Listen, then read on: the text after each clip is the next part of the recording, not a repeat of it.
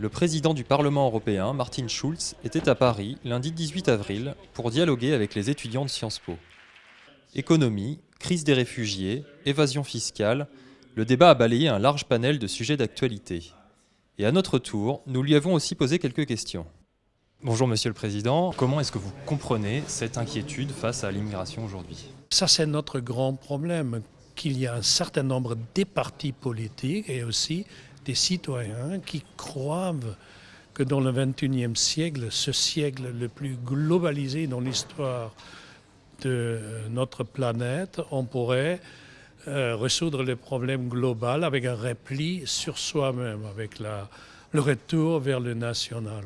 Le problème n'était pas un problème si la distribution de tous les réfugiés aura lieu parmi les 28 États membres. Une réponse parmi d'autres européennes a été trouvée, l'accord entre l'Union européenne et la Turquie. Nous voulons encourager les réfugiés de ne pas se délivrer dans les mains des trafiquants. Si le message aux réfugiés est « laissez-vous enregistrer soit en Turquie, soit ailleurs, officiellement, par les institutions officielles, et ensuite on va vous relocaliser dans un État membre de l'Union européenne où vous êtes sûr ».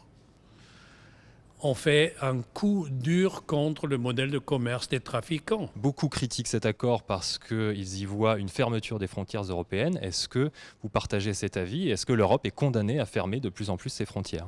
Non, je ne crois pas. Je répète, si on est efficace, si tout le monde est prêt de relocaliser les réfugiés, de les distribuer parmi les 28 membres de l'Union européenne, ça ne pose pas de problème. Pourquoi on a besoin de cet accord avec la Turquie? Tout d'abord, la Turquie a reçu autour de 2,5 millions de réfugiés. Parce qu'une majorité des États membres dit on n'a rien à faire avec ça, on ne prend pas des réfugiés. Les résultats sont des images comme nous l'avons vu à Idomeni.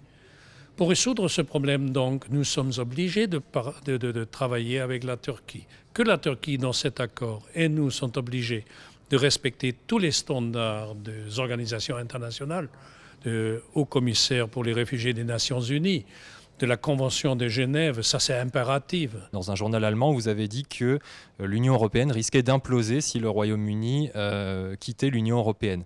Certains pensent au contraire qu'on pourrait aller plus vite sans le Royaume-Uni dans l'intégration. Qu'est-ce que vous en pensez? Le risque de cette implosion est là sans ou avec la Grande-Bretagne, parce que si les États membres ne restent plus fidèles à leurs propres règles, si les règles qu'on s'est données en commun sont mises en cause ensuite par des raisons nationales ou nationalistes, on est perdu. Donc il faut tourner l'Union européenne vers une autre direction. On est avec eux à l'intérieur de l'Union européenne certainement plus fort que sans la Grande-Bretagne. Et à l'autre côté, la Grande-Bretagne, sans l'accès au marché intérieur de l'Union européenne, qui est le marché le plus riche du monde, est beaucoup plus faible que dedans. Donc, rester dedans, c'est une win-win situation. Sortir, créer un grand problème, pose un grand problème pour la Grande-Bretagne, mais aussi pour l'Union européenne. Merci beaucoup, Monsieur le Président. Merci à vous.